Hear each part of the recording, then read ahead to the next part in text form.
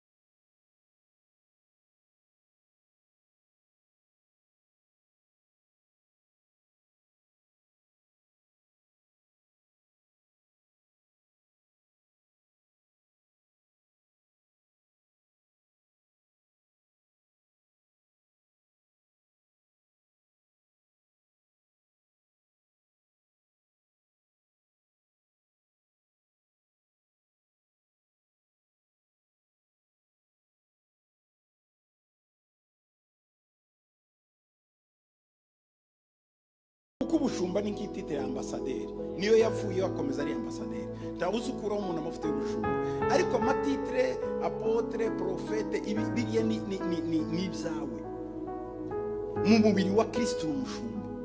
Niyo mpamvu n'umuntu nakwita pasiteri kandi wari bishop uzuryemera, kuko niyo titire duhuriyeho.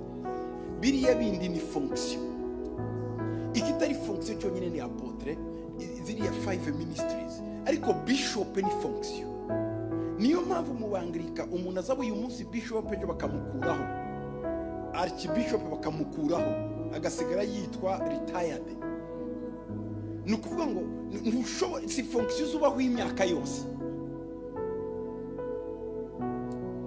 Rero twiko tubagenza, uraza ukicara ukaba pasiteri, twarangiza tukakwiga, nyuma yo kwiga tukakohereza ukabanza kwiga doctrine ya Zayoni amezi 6. Muri ya mezi 6 bakagukurikirana, bakatwandikira ko wemerewe cyangwa wemerewe, tukakuintegra mu bapasiteri, ariko ntukomezanya ya titre kiwaba refera, kuko nta mfizi zibiri ziba mu kibuga kimwe. Ntimuzi uko zarwanaga, muzi uko imfizi zarwanaga, kiwagira abarefera 2 3